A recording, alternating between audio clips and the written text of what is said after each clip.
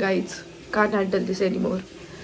मी सकाळी 7 वाजल्यापासून उठायचं ट्राय करते. लिटरली 10 वाजले तरी मला उठता येत नव्हतं. आणि मी चेंज कसं केलं माझं मला माहिती. मला थांबता पण येत नाहीये. आणि स्वतःला एवढं खचलेलं पहिल्यांदा बघते राव का. दोन दिवस झालेत फक्त मेडिसिन बंद केलेले. काल रात्री घेतली तरी फरक नाही पडत आहे. लय खाचल्यासारखं वाटतंय. फक्त सगळं साथ देतंय. काम साथ देतंय. तुम्ही लोक साथ देताय पण बॉडी साथ देत नाहीये. इतकं आजारी मी कधीच नाही पडले. इतकं बेकार. लिटरली मला ते इंजेक्शन गोळ्यांची आता भीती वाटते. मला ते जाऊच नाही वाटत. एवढ्या गोळ्या खाल्ल्यात ना. आता निघणार आहेत ना.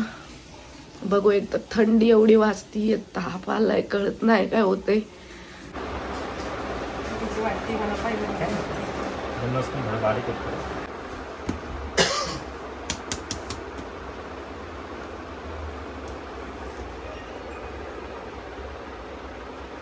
आउट नको झाला.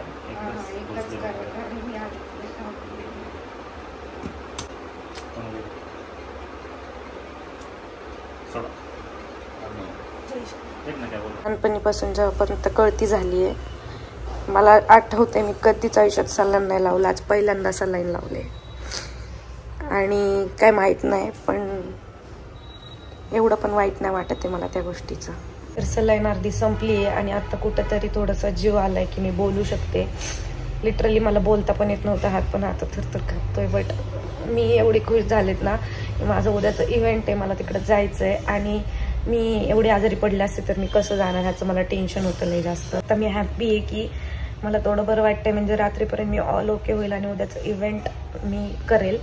सगळ्यात पहिली गोष्ट आहे माझी नवीन सुरुवाती नवीन गोष्टींकडे जायची. आणि त्याच्यामध्ये असे अडथळे मला अडथळा नाही म्हणू शकत.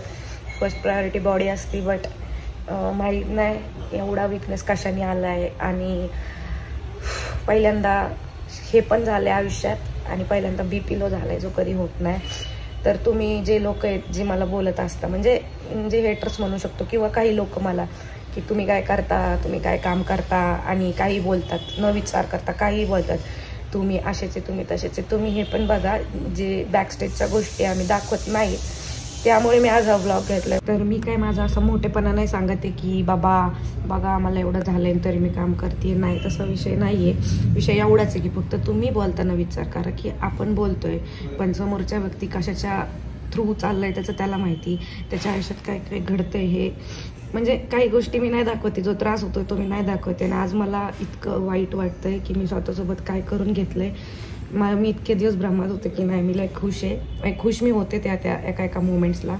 बट माझं मन लय खचलंय आतून. आणि मी स्वतःला लय इंटरनल डॅमेज करून घेतलं की बाबा खाणं नाही झोपणं नाही. झोपेचं जाऊ द्या पण हे सगळं नाही खाण्यामुळं झालं आहे की कमी खाते आणि त्यामुळं सगळं कमी झालं आहे. आणि ही वेळ आली आहे. आणि लिटरली ना मी तुम्हाला खरं सांगते मला हसायला पण येते की ही गोष्ट मी एकटी फेस करते. म्हणजे माझ्या घरी अजून माहीत नाही. मी घरच्यांना म्हणजे गाडी मला थोडी चालवता येत होती. आणि पहिल्यापासून मी असे की हा मी गाडी चालवणार म्हणजे येती तर मी त्रास नाही देणार. म्हणजे मी आत्तापर्यंत मुंबईतलं एकटीच येते हॉस्पिटलला तशी झाले. मी उभं राहता येत नव्हतं पण गाडी चालून आले. आणि लिटरली घरातनं म्हणजे मी करणार होते थोड्या वेळाने पण आत्ता फोन आला आणि दादा ओरडायला लागला की तुला अक्कल आहे का तुला समजतं का सांगायचं. तर मी यासाठी नाही सांगितलं कारण की काम माझं आहे.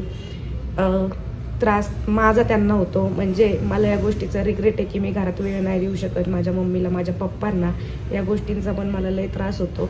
त्यामुळे ते रिग्रेट लाईफ टाईम राहणार की कामाच्या ह्याच्यात आणि सक्सेसच्या ह्याच्यात आपण आपल्या आईवडिलांना वेळ नाही देऊ शकलो. ते रिग्रेट घेऊन जगते. त्यात दुसरं हे होतं की ते लोक त्यांना का त्रास देऊ. मी ऑलरेडी आता हे ऐकूनच ते खूप त्रास होते. आता इथं दादाचा फोन आला त्याला बोलला असं झालंय पण अजून 1-1.5 तास आहे त्यामुळे तू लगेच येऊ नको. संपायच्या वेळेस मी तुला कॉल करते. आणि तो लय शॉक झाला तर तो म्हणते तू पागल आहे का तुला कळतं का सांगायचं असं तसं. सो तो येतोय आता. ते हो वाळू द्या जरा लईच दुखतंय लईच म्हणून मी म्हणत पट्टा काढला असं बरं झालं. हा पट्टा लय महत्वाचा आहे हो. त्यांच्यामुळे आम्ही आता त्यांना कसं काढू मी. काकांचं म्हणणं आहे तुम्ही एवढ्या आजारी कसं काय व्लॉग घेताय. त्यांना पण सांगितलं म्हटलं की दिसू द्या ना बॅक स्टेज आपण दाखवत नाही आजारी येते. अहो काका काही बोलतात लोक की म्हणजे तोंडाला ते विचार नाही करत हे कुठल्या सिच्युएशन मधनं चाललेत किंवा बाबा ह्यांच्या सोबत होतंय काय, त्यांना जेवढं दिसतंय त्याच्यावर जजमेंट लावतात लोक सगळे. बरोबर आहे. आणि शेवटी आपण म्हणजे आपल्या पण आयुष्यात थोडंफार प्रत्येकाच्या आयुष्यात त्रास असतो. तो हसतोय म्हणजे तो खुश आहे असं नसतं. नाही तसं नाही, आता हे प्रत्येकाला आहे ना. हो तसंच आहे. म्हणजे मी ॲज अ ब्लॉगर नाही पण नॉर्मल फॅमिलीमध्ये पण तुम्ही कॉमन माणसांसोबत म्हणजे जे आहेत त्यांना पण नॉर्मली तेच फेस करावं लागतं जे मला. पण माझं कसं आहे, मला तिकडून क्वांटिटी जास्त आहे. मला ते लोकांचं बोलणं मॅटर करतं, कारण आज त्यांच्यामुळेच मी एवढी वरती आहे. उद्या ते खाली बी मला पाडू शकतात. त्यामुळे मला असं नाही की मला एवढंच वाटतं की बाबा त्यांच्यापर्यंत खऱ्या गोष्टी जावत, त्यांना चुकीचा मेसेज नाही गेला पाहिजे, त्यांना कळू दे की बाबा त्रास पण होतोय, फक्त मला दाखवायचं नाही कारण मी तेवढी वीक नाही आहे. आता तुम्ही आल्यापासून नोटीस केलं असेल, तुम्ही अशी मुलगी बघितली का सलाईन लावली तिचं एवढं हे चाललंय? नाही बघितलं ना. माझा हात थरथर कापतोय पण असं झालं की मला घ्यायचंच आहे.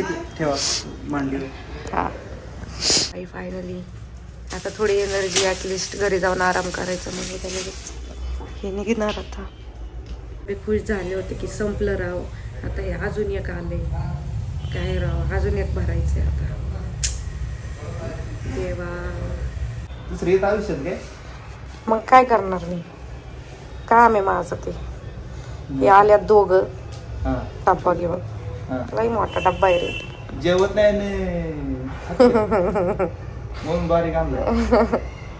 एवढं काय नाहीये. झालं आता ही बॉटल संपली की जायचं घरी. रातभर जागायचं आणि दिवसभर जागायचं, झोपायचंच नाही आणि हिंडायचं बाहेर. हिंडत नाही मी, काम करते मी बाहेर. काम असतं माणसांना जरा. आराम कधी करायचं आता काय चाललंय आरामाच. काय 2-4 बाटल्या लावल्याशिवाय आराम नाही ना. झाले आता ही 2 अजून एक दुसऱ्या रूम मध्ये आलोय. काय आता माझ्या एनर्जी आली, आता मी सगळ्यांना त्रास द्यायला. उठता चालतं नाही येते पण तोंडात एनर्जी आली आता.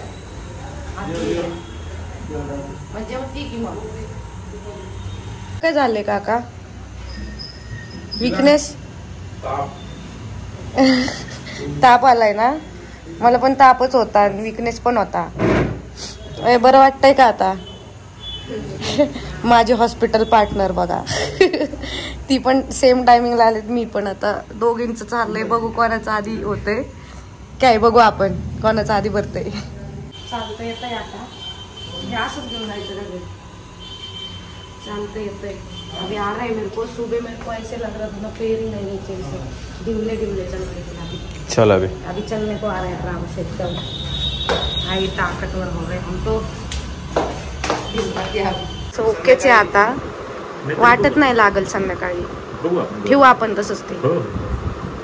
So guys it's evening. अजून पण बरं नाही वाटत आहे. ठेवलं होतं मे बी सलाईन लावायला लागल म्हणून. आता इथनं निघतोय. रिपोर्ट्स आलेले आहेत तर रिपोर्ट्सवरनं कळलं काय ताप काय उतरणं झालाय. मला टेन्शन आलं तर मी उद्या कसं करणार आहे माहीत नाही. बट होप सो की आज रात्रीत मी ठीक होऊन जाऊ. सेकंड बॉटल पण चढवलेली आहे आपल्याला. आता थोडंसं बरं वाटतंय, ताप वगैरे येऊन गेलाय. मे बी मी रेडी आता की मी उद्या जाऊ शकते, कारण मला बेटर फील होतंय. लई मगाशी हालत खराब झाली होती माझी. अरे बबडीचे मी खरंच. अरे हिला खोटं वाटतंय तुला? अकाउंट दाखवू का माझं इंस्टाचं? दाखवते की, पण खरंच आहे बबडीचे मी. ही म्हणती तू बबडी सारखी दिसतीये, म्हणजे सकाळपासून सोबत येईल लक्षात यायला. हा मग तुला शेजारी असून तुला माहित नाही मी बबडीचे. आता तुम्ही पण येत आहे ब्लॉग मध्ये. तुम्ही सरांना म्हणत होता ना सर आले, आता तुम्ही पण येत आहे. परत मला ताप येतोय पण झोपलं की. सर देते ना तुम्हाला काहीतरी मेडिसिन सकाळपर्यंत, तुम्ही बरोबर. देवा झालं एकदाच. सो गाईज फायनली आता मला थोडं बरं, म्हणजे लय जास्त बरं वाटतंय. मग अशी घरी होते ना तेव्हा असं झालं की बास परत सकाळसारखं झालं होतं. इथं आले, परत एक सलाईन लावली. सलाईन लावल्यानंतर ना ताप आला झोपेतच, मग घाम आला आणि त्यातनं ते घामातून मे बी सगळं निघून गेलं. तिकडं सगळ्यांचे फोन यायला लागले. शिवम, पूजाताई, हर्षा यांचे सगळ्या फ्रेंड्सचे कॉल आलेत की तुला झाले काय. मग मी म्हटलं बाबांनो काय नाही, BP लो झालाय आणि खात नाहीये म्हणून, फक्त डॉक्टर बोलले मेन तर रिझन खात नाहीयेस तू, त्याच्यामुळे तू एवढी वीक झालीये. आतापासून लक्ष देणार आहे भाई. लय वाईट वाटते. अख्खा दिवस सलाईन आणि हे त्रास हे वेगळंच. आता सर्दी वगैरे आहे. आणि माझं कसं आहे ना, मला शिवम बोलत होता उद्याचं, म्हणजे सगळेच बोलतात ते, मम्मी बोलतीये, डॉक्टर बोलले उद्याचं एवढं नाही का जाणं गरजेचं नसेल तर टाळ. पण माझं असं आहे ना, मी जर घरी बसले ना तर मला हेच होणार की नाही मी काम नाही केलं मग मी त्याचा लोड घेईल. त्यामुळं मग माझं असं झालं की आता उठता येतंय, तर मग आत्ता उठून सगळ्यांना फोन केले, कॉस्ट्यूम मॅनेज केलं, उद्याचं ट्रॅव्हलिंग वगैरे सगळं आत्ता मॅनेज केलंय. म्हणजे चालूच आहे अजून, पण ते होईल थोड्या वेळात. आणि फायनली आपला सलाईन निकल चुका आहे आणि स्माईल आली माझ्या फेसवर. आता मी इकडं निघते. गाईज रिपोर्ट्स एकदम नॉर्मल आहे आणि थँक्यू सो मच डॉक्टर. म्हणजे सकाळी टाईम नव्हता त्यांचा, मी 1 तास आधी आलते. त्यांना म्हटलं सर अर्जंट आहे प्लीज लवकर या. ते डायरेक्ट जिमवरून इकडं आलेत, ते घरी गेले नाही तर नीट झाले आज तुमच्यामुळं. फक्त थँक्यू सो मच. आणि आता एकदम बरं वाटतंय, तरी उद्या येते एकदा चक्कर. थँक्यू. तर गाईज हा आत्ता व्लॉग घेते, म्हणजे आज व्लॉग येईल तुम्हाला. आणि ही क्लिप मी आत्ता घेतेय कारण की मी व्लॉग एडिट करत होते, तर मला स्वतःला प्राऊड फील झालं की राव एवढं सगळं होत होतं, मला एवढा त्रास होत होता, तरी मी व्लॉग तो घेतला. आणि माझं खरंच हे म्हणणं आहे की खरंच मी जे केलं त्याच्यावरती मला सिरियसली मला स्वतःला प्राऊड फील होतंय. मी त्यानंतर तो इव्हेंट पण अटेंड केला आणि कसा केला काय नाही त्याचा व्लॉग तुम्हाला पुढे येईलच. आणि भारी वाटतंय आता ते बघून की हा यार आपण केलं. आणि त्याच पॉइंटला मला त्या दिवशी खूप जास्त गोष्टी रिअलाइज पण झाल्या होत्या. म्हणजे लिटरली असं झालं की यार म्हणजे ते म्हणतो ना की गरजेचं होतं त्या दिवशी ते होणं, ते म्हणू शकतो. की मी प्रँक पण केला होता आधी की कोण येतं कोण नाही आणि आपण बघूयात, पण तेव्हा नाही, म्हणजे तेव्हा मला कळलं, पण तेव्हा तेवढं हर्ट नव्हतं झालं जेव्हा त्या दिवशी. बाप रे बाप, मी जेव्हा एकटी बघत होते स्वतःला. आणि शेवटी हेच कळत होतं काय असो आपण हॉस्पिटलमध्ये आलो ना, सगळी दुनिया, सगळा पैसा, सगळं फेम, सगळ्या गोष्टी बाहेर. आणि एवढंच असतं की बाबा मला नीट व्हायचंय, बास मला लय त्रास होतोय आणि मला या त्रासातनं निघायचंय. आणि तेच माझं पण चाललं भाई, मला फक्त नीट होऊ दे रे, मला लय त्रास होतोय. आणि मोस्ट ऑफ द सगळ्यांना असं पण वाटत असेल की बाबा एवढं इव्हेंट का करत होती. तर ते इव्हेंट म्हणजे काही एवढं माझ्यासाठी जगावेगळी गोष्ट नव्हती, हे मी कॅन्सल करू शकत होते. बट मी आता ह्या गोष्टी माझं काम आहे, तर मी माझ्या कामापुढे ना माझं असं आहे की नाही, एकदा मी बोललं मी ते काम करणार तर मी करणार. आणि ऑलरेडी मी व्हिडिओज शेअर केले होते इन्स्टाला की मी येते आणि माझे फॅन्स माझी वाट बघत होते. सो त्या गोष्टी मी टाळू नाही शकत. भरपूर लोक, एवढी पब्लिक होती ती तुम्ही नेक्स्ट व्लॉगमध्ये बघताल, पण माझ्यासाठी एवढी पब्लिक वेट करते आणि मी जायचं नाही हे मला पटत नव्हतं कुठंतरी. त्यामुळे माझं असं होतं ते नाही मला जायचंय. शेवटी मी गेलेच. आणि आज एक गोष्ट मला कळली, हा डोळा जो आहे हा सुजलाय. आणि आज नाही सुजला नुसता, लास्ट टाइम पण मी जेव्हा लय हायपर झाले होते तेव्हा पण सुजला होता, आज पण सुजलाय. तर असं मध्ये 2-3 वेळा आणि इथून पुढे पण ते होत राहील, पण मला त्याचं काहीतरी करावं लागणार आहे. तो सुजतोय का, तर हे जे मला लागलं होतं सगळ्यांना माहिती आहे की माझं ऍक्सिडेंट झालेलं तेव्हा मला इथं लागलं होतं, तुम्ही तो पण व्लॉगमध्ये बघितला असेल. तर असं झालं ना, हे सुजलं होतं आणि हे फेस पूर्ण इथपर्यंत सुजलंच होतं, पण हा एरिया जास्त सुजला होता कारण इथली शिर कनेक्टेड आहे. तर मी आता जेव्हा पण हायपर होईन, जेव्हा पण म्हणजे मी जास्त रडले किंवा मी जास्त लोड जरी घेतला ना, जास्त विचार जरी केला ना, तर हे सुजतं आणि हे पूर्ण एरिया सुजतो. तर याच्या आपण काही करू शकतो का, इफ कोणाला माहित असेल तर प्लीज मला सांगा. त्यासाठीच मी सांगतेय, कारण की लय वेळ वाटतं आणि तर दुखतंय पण हे पूर्ण दुखतंय एवढं आणि ते सारखं सुजतंय. म्हणजे मी जेवढ्या वेळा हायपर होईल, काही झालं मी हायपर झाले की हे सुजणार. हे आठवून देतं मला हे लागलेलं, हे सुचतं, मग आठवतं हे कसं लागलं होतं, मग हे लागलंय, मग त्याचं अजून मला भोगावं लागतंय हे लागलेलंच.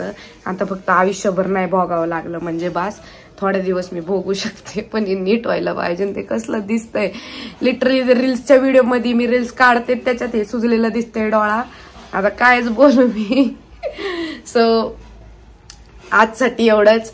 व्लॉग आवडला असेल तर लाईक, शेअर अँड सबस्क्राईब करा आणि लय कष्ट आहेत राव. प्लीज भरभरून प्रेम द्या. Love you all. Take care. Bye bye.